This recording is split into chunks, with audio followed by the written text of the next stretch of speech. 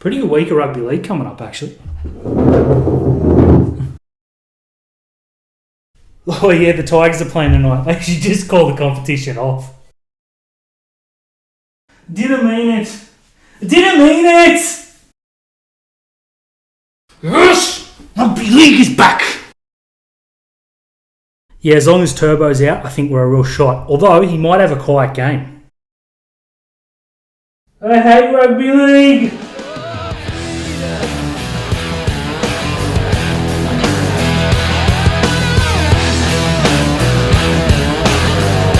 Hey guys, welcome back to Rugby League Outlaws. Dan here again, flying solo. We'll be joined by Terry via, once again, very expensive satellite. It has been a humongous week for rugby league. Dare I say scary week for rugby league. As we woke up Saturday morning, sun was out, birds were chirping, and then it was taken away. The greatest game of all, and I had to face a Saturday without any rugby league. Tragedy averted. Luckily, as the day later we returned to the game we love, and the Olympics got me through. It's been great, but it's just scary times.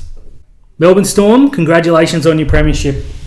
Another humongous win over the supposed closest rivals, the Penrith Panthers, this rescheduled Sunday afternoon. Look, Penrith fans were quick to have a whinge and say, we're missing this player, Melbourne have won, 16 games straight without Cameron Munster for weeks. Harry Grant's only just come back. Ryan Pappenhausen hasn't played for 2 months.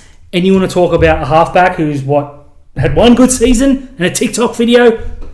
Melbourne, no one's going to come close. I thought South Sydney were a shot. They're frauds.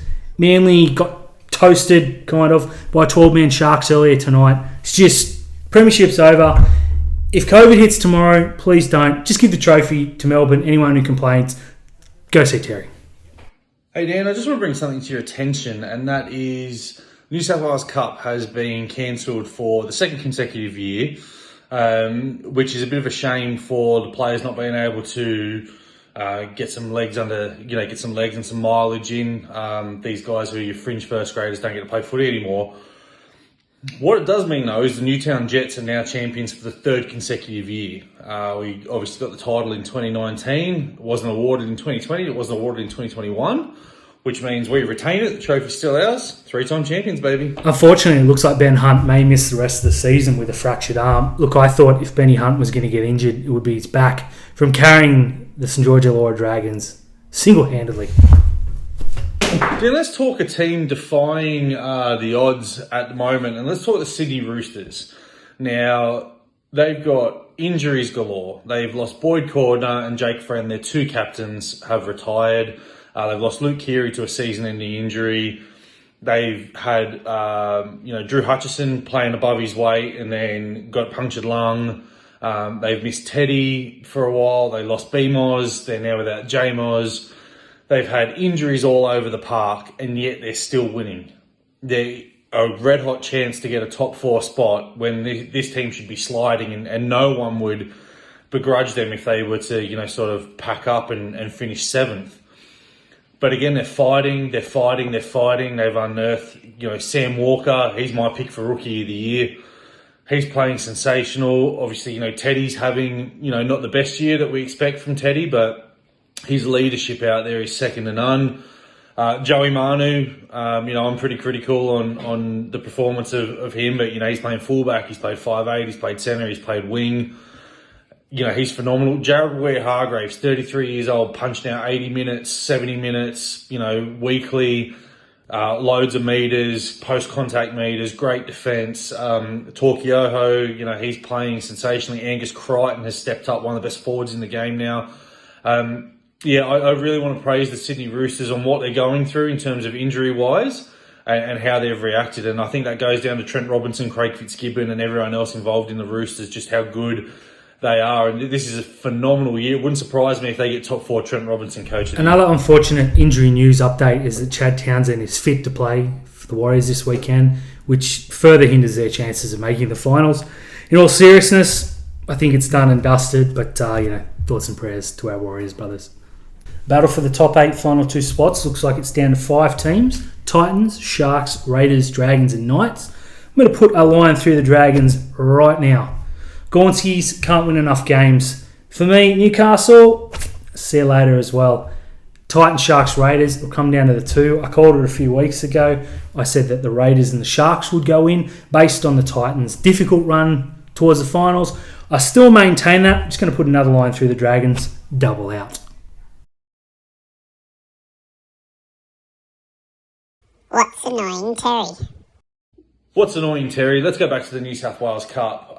Look, I know I joked and said that Newtown are the 3-time champions, and they are. It's not a joke. But, having the New South Wales Cup taken away from us, you don't get to see these players who are playing for a contract. Fringe first graders aren't getting, miles under their legs. A player like us would have benefited from the New South Wales Cup, and that's Royce Hunt. Unfortunately, he had a shocking injury last year, and he wasn't able to bring himself back into the New South Wales Cup and get some games under his legs. His comeback looks great, though. But, it's really annoying having these junior competitions and the pathways into the NRL cancelled. That's what's annoying, Terry, this week. Favourite time of the week, time to talk some black, white and blue. Look, last night's result against Manly wasn't exactly what we were after, but in terms of points differential, the way the boys fought back late has pretty much kept us in a good position to finish in the top 8. If we went out there and copped 50 or 60, as it looked like it sometimes, it was going to be worse than that. Gonskis, because the Titans and Raiders are coming home with a wet sail. Look, in terms of player quality, there were a lot of missed tackles there last night.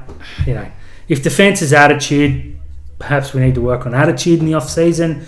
If it's skills, I don't know. Fitz, Cam, Nico, Dale, save us. In interesting news, looks like we've been linked to 2 halves for the rest of the year. Sean O'Sullivan from the Warriors and Billy Walters from the Tigers. Look, in terms of getting us to the finals, I don't see how either player improves what we currently have. I think Tricky Trindle played his heart out, still has a lot to learn. Luke Metcalf looks super speedy and absolutely tore shreds through Manly for the 7 or 8 minutes that he was on last night. Connor Tracy, I'm not willing to write him off just yet.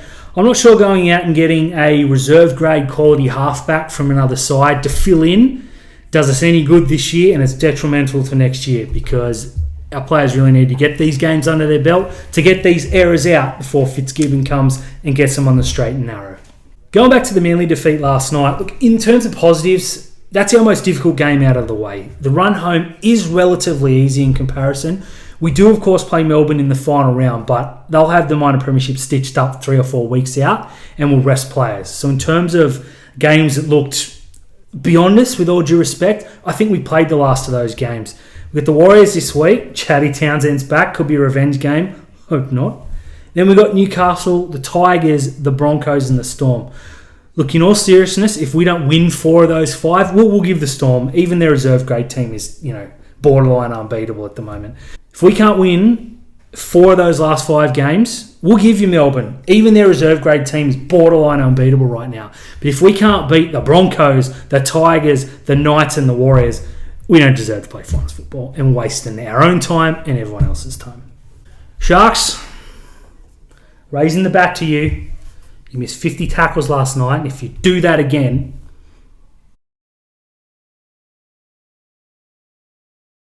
Let's talk some tips. Top Sports Tips are sponsoring this segment for us and absolutely hating you and I, Daniel. We had a near perfect round last round. Nailed all the try scorers, only got 1 game wrong.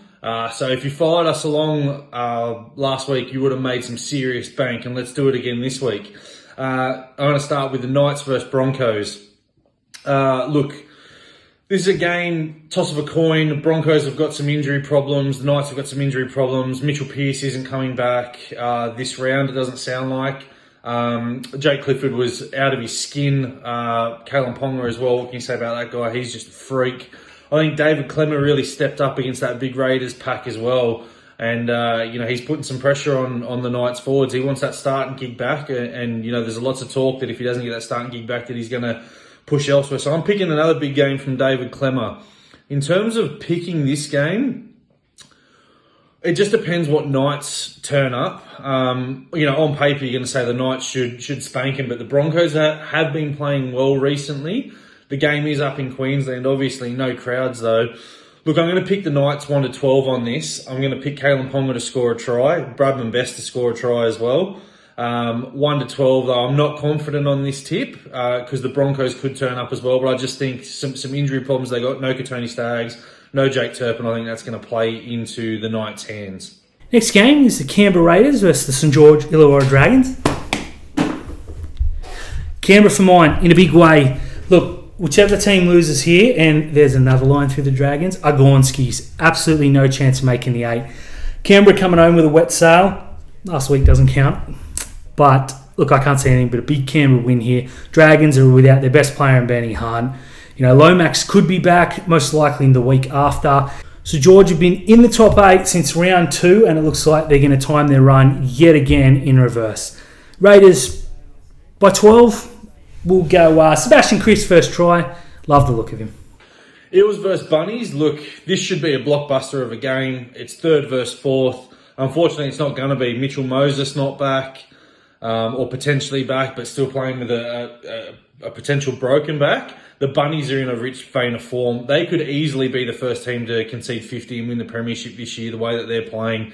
They just turned that screw on St George and they had nothing on them. The Bunnies are vulnerable defensively, though. They can score a lot of points, but they need to shut teams out. I think with this Eels team at the moment, down on confidence, down on troops as well, I'm going to pick the Bunnies to win this one 13+. Cody Walker to continue his sensational form. Game of the round, the Warriors versus the Cronulla Sutherland Sharks. Look, in all honesty, if the Sharks can't win this game, top 8, done and dusted. It's that important in terms of the competition points, obviously, but if you can't beat the Warriors, who with all due respect are well out of premiership contention, why even bother turn up in September? Look, Tricky Trindle tried his backside off the other night. I think he'll be picked again in the 7. I think he'll have a great game. You know, in terms of try scorers, Katoa didn't score last night, so let's go with Sione Katoa first. And last try scorer, Sharks by 12. Chad Townsend had the game of his life just to annoy me.